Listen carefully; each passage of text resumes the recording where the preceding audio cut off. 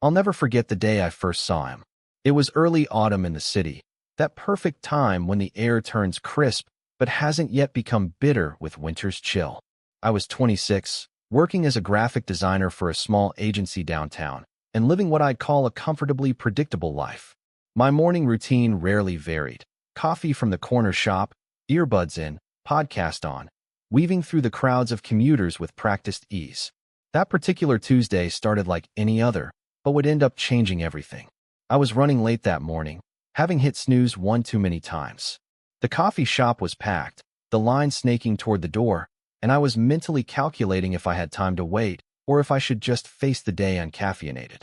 That's when I noticed him. Tall, with dark hair that curled slightly at his temples, and eyes that seemed to take in everything at once. He stood near the pickup counter, glancing periodically at his watch, a slight furrow between his brows. There was something magnetic about him, an intensity that seemed both out of place and perfectly at home in the morning chaos.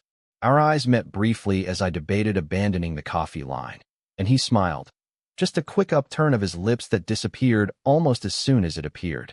I looked away, suddenly self-conscious, and decided that being late wasn't the end of the world. Coffee was a necessity today. By the time I placed my order and moved to the waiting area, he was gone, and I thought that would be the end of it. Just another fleeting moment in a city full of strangers passing each other by. But life has a funny way of disrupting our expectations, doesn't it? Later that same day, as I was leaving a client meeting in one of those imposing glass skyscrapers downtown, I saw him again. He was standing in the lobby, engaged in what appeared to be an intense conversation with a security guard. I probably wouldn't have recognized him if not for that same furrow between his brows, deeper now with what looked like frustration or concern. I tried not to stare as I walked toward the exit, but something about his body language caught my attention. He seemed tense, almost cornered, despite the spacious marble lobby surrounding him. As I passed by, our eyes met again, and this time, recognition flashed across his face. What happened next still feels surreal when I think about it. He stepped away from the security guard and moved toward me with such purpose that I froze in place. "There you are," he said, his voice warm and familiar, as if we'd known each other for years. "I've been waiting." Before I could respond, he leaned in close, his breath warm against my ear. "Please," he whispered, "act like my boyfriend for the next 5 minutes. I'll explain everything later. I promise." My heart hammered in my chest. Every instinct told me to back away, to make some excuse and leave. After all, who agrees to pretend to be a stranger's significant other? But there was something in his eyes, a mixture of urgency and sincerity that made me hesitate. And maybe, if I'm being completely honest, there was also that undeniable pull I'd felt earlier, a curiosity about this man who seemed to exist on a different frequency than everyone else around us. "Okay," I found myself saying, the word barely audible even to my own ears. His shoulders relaxed slightly, and he slipped his hand into mine. His palm was warm and surprisingly soft, his fingers intertwining with mine with a confidence that made my stomach flip. "Thank you," he murmured, before turning back to the security guard with renewed assurance. "As I was saying, my boyfriend and I are meeting James Collins for the 3 o'clock. We're already running late." The security guard looked between us, his expression skeptical. I felt a bead of sweat form at my hairline. What had I gotten myself into? What if he was trying to break into the building? What if this was some elaborate scam? But then again, what kind of scammer includes a random passerby in their plans? "I don't see either of your names on the visitor list," the guard said, scrolling through something on his computer. I felt his hand squeeze mine gently, a silent prompt. Taking a deep breath, I channeled every ounce of confidence I could muster. "That's strange," I said, pulling out my phone with my free hand. "I got an email confirmation yesterday. Let me pull it up." I made a show of scrolling through my emails, hoping my face wasn't betraying the lie. "James is always doing this," my newfound boyfriend added, his tone exasperated but fond. "Remember last month when he forgot to tell the restaurant we were coming for his own birthday dinner?"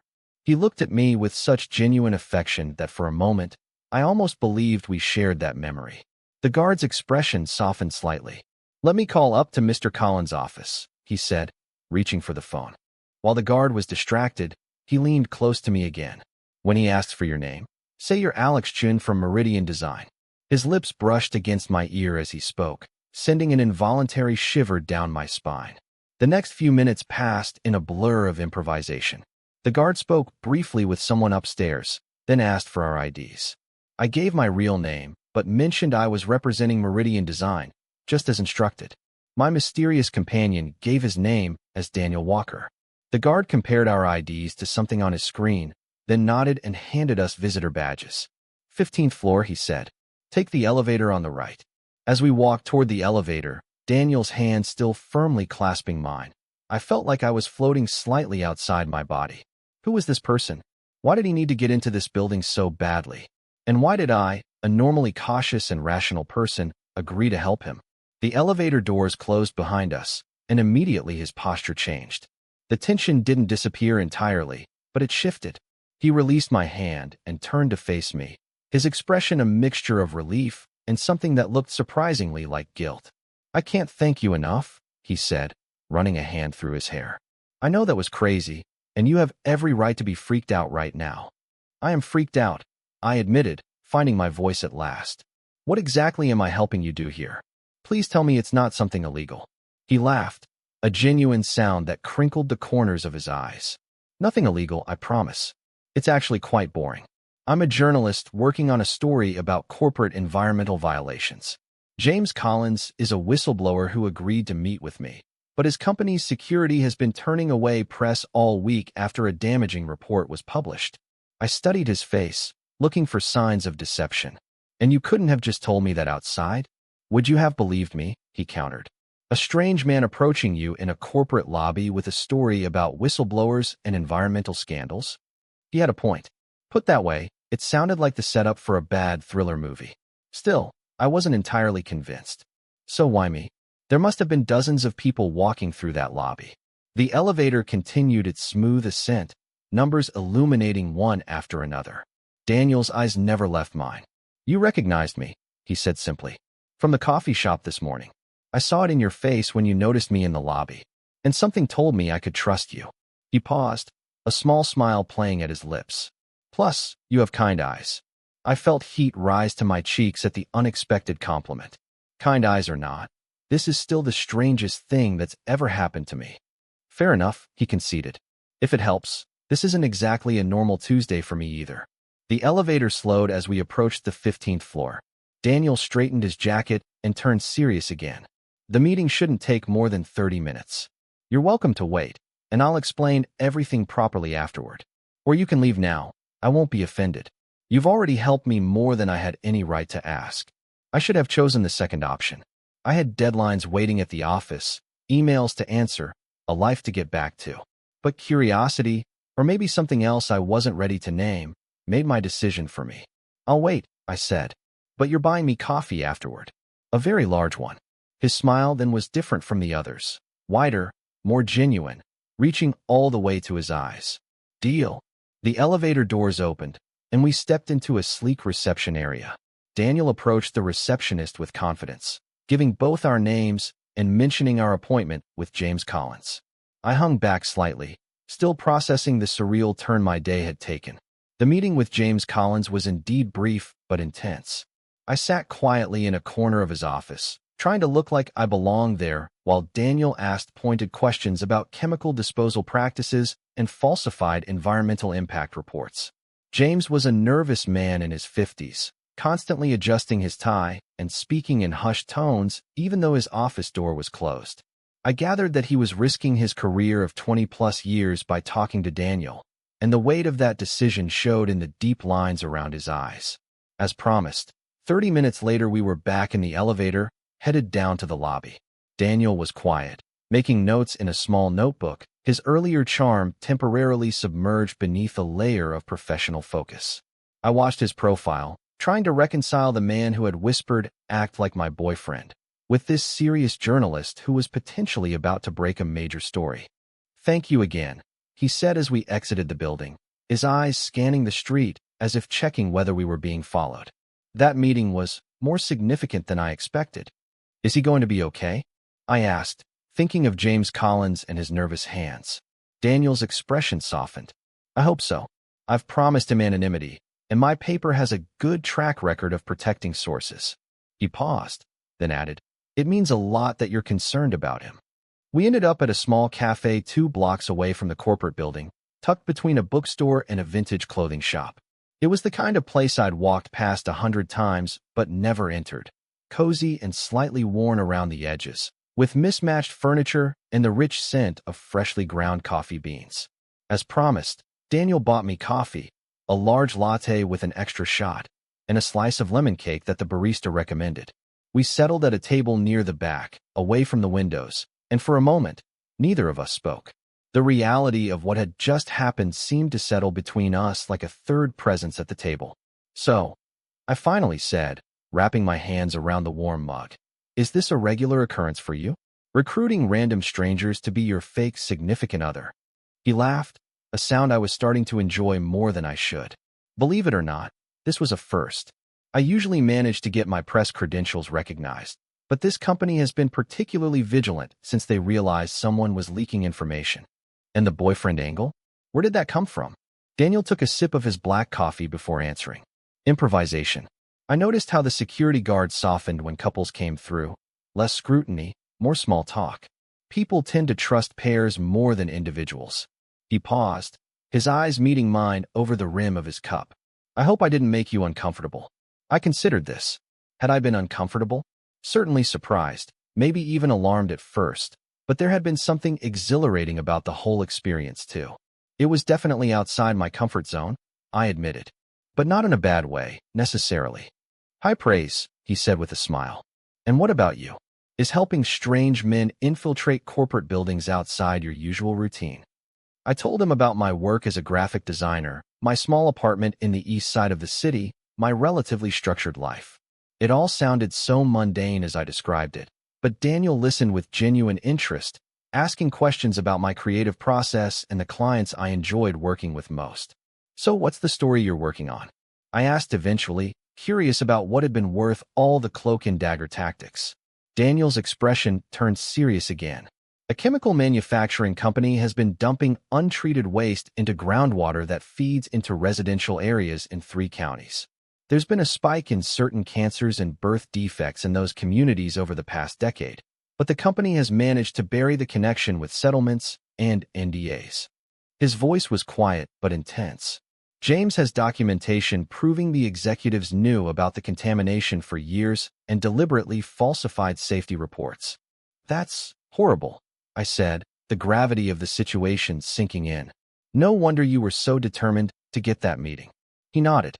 "Stories like this are why I became a journalist. People deserve to know what's being done to them and their environment by corporations that prioritize profit over human lives." As he spoke about his work, his face animated with passion and purpose, I felt something shift inside me. This wasn't just attraction to a handsome stranger, though that was certainly part of it. It was admiration for someone who had found their calling and pursued it with such conviction. Our conversation flowed easily after that, moving from his work to mine, from childhood memories to favorite books, from travel dreams to embarrassing stories. One coffee turned into 2, and the afternoon light began to soften into evening. I couldn't remember the last time I'd lost track of time so completely while talking to someone. "I should probably get going," I said reluctantly, noticing that the cafe had emptied out around us. "I have an early meeting tomorrow." Daniel nodded, but neither of us moved to leave. "Can I see you again?" he asked, his directness catching me off guard. "Preferably without the pretense of a fake relationship or corporate espionage." I laughed. "I don't know. The bar's been set pretty high for excitement on a first meeting." "I'll do my best to keep things interesting," he promised, his eyes crinkling at the corners. "Though maybe a little less adrenaline-inducing next time." We exchanged numbers, and he walked me to the subway station. Standing on the crowded platform, surrounded by commuters heading home after ordinary days, I felt like I was carrying a secret, a day that had veered so unexpectedly from the routine I'd grown accustomed to. "Thank you again," Daniel said, his voice barely audible above the rumble of an approaching train. "Not just for helping me get into that meeting, but for staying afterward. For listening." "Thank you for the adventure," I replied, surprising myself with the sincerity in my voice. The train arrived, doors sliding open to reveal packed cars.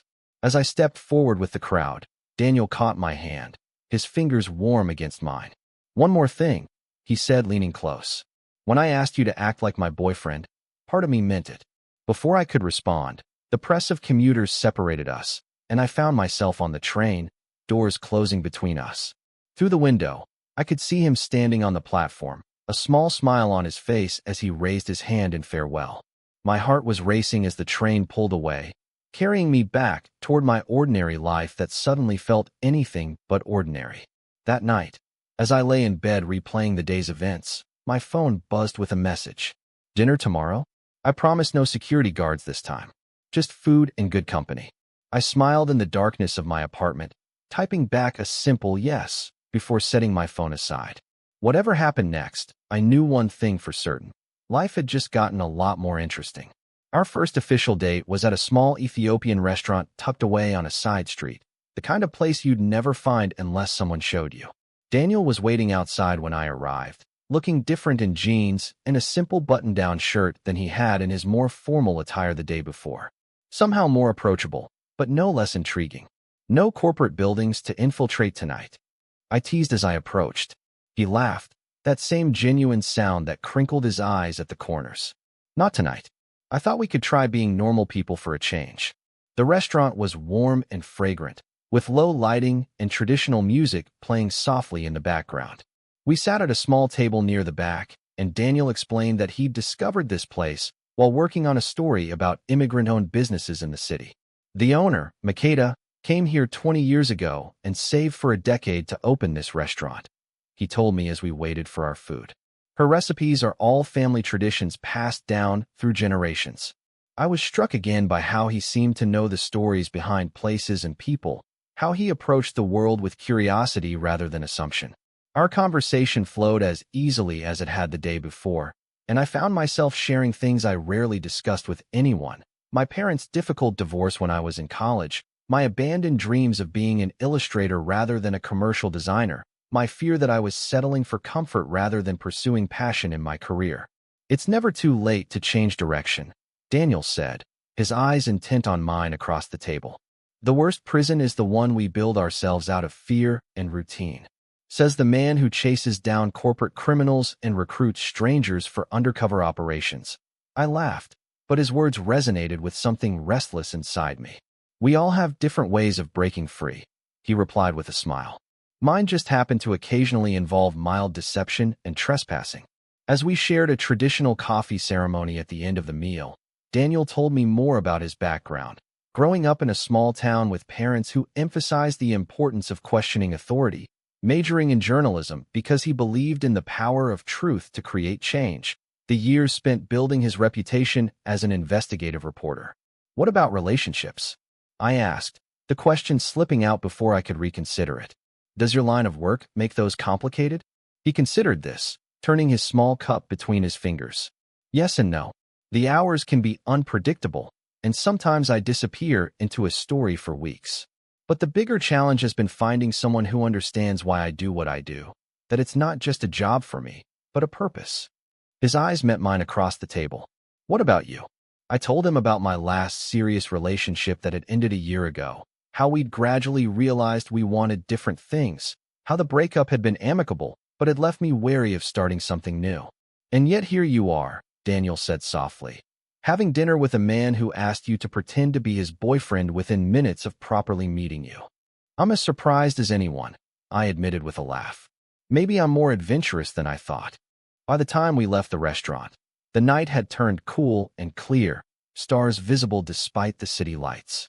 Daniel walked me home, our conversation continuing effortlessly as we made our way through streets that grew quieter the further we got from the main thoroughfares. At my apartment building, we paused, that familiar awkwardness of a first date ending settling between us. I had a great time, I said, meaning it more than I usually did when saying those words. So did I, Daniel replied. He stepped closer, his eyes searching mine. Can I kiss you goodnight? For real this time, not for the benefit of any security guards. I nodded, my heart suddenly racing. His hand came up to cup my cheek as he leaned in, his lips meeting mine in a kiss that was gentle but not hesitant. It lasted only a moment, but when he pulled away, something had shifted between us. A boundary crossed, a possibility acknowledged. Good night, he said softly, his hand lingering on my face for a moment longer. "Good night, Daniel," I replied, my voice steadier than I expected. As I watched him walk away, I realized that in just 2 days, this stranger had disrupted the careful patterns of my life in ways I couldn't yet fully comprehend. And surprisingly, I wasn't afraid of what that might mean. Over the weeks that followed, Daniel and I fell into a rhythm that somehow felt both exciting and comfortable. He would text me updates about his investigation, sharing triumphs and frustrations alike. I found myself looking forward to his messages, to hearing about the progress of a story that had come to feel personal because of how we'd met. We saw each other whenever his schedule allowed. Dinners at hidden gems throughout the city, walks through neighborhoods I'd never explored despite years of living here, quiet evenings at my apartment when he needed a break from the intensity of his work. I learned that Daniel had a terrible singing voice but loved music, that he could cook exactly 3 meals exceptionally well, that he had a habit of running his hand through his hair when he was thinking deeply, that he read poetry before bed to clear his mind. And he learned about me, my collection of vintage animation cells, my ability to identify fonts by name, my childhood fear of elevators that I'd never fully outgrown, my tendency to lose myself in creative projects until the early hours of the morning. 6 weeks after our first meeting, Daniel's story about the chemical company was published. It made national news, triggering investigations by environmental agencies and class action lawsuits from affected communities. Daniel was interviewed on several news programs, his face serious as he explained the evidence and implications of what he'd uncovered. Watching him on my television screen, I felt a surge of pride mixed with something more complex. This was the man who had pulled me into his world with a whispered request and a held hand. This was the man who was now becoming an integral part of my life, whose absence I felt when he was away, whose presence made ordinary moments feel significant. The night after the biggest interview, he came to my apartment looking exhausted but satisfied. I had prepared one of his 3 specialties, pasta carbonara, and opened a bottle of wine to celebrate. "To making a difference," I said, raising my glass. "To unexpected partnerships," he countered, his eyes holding mine with an intensity that made my breath catch. Later, as we lay tangled together in my bed, the city lights casting patterns on the ceiling through half-closed blinds, Daniel traced patterns on my skin with gentle fingers.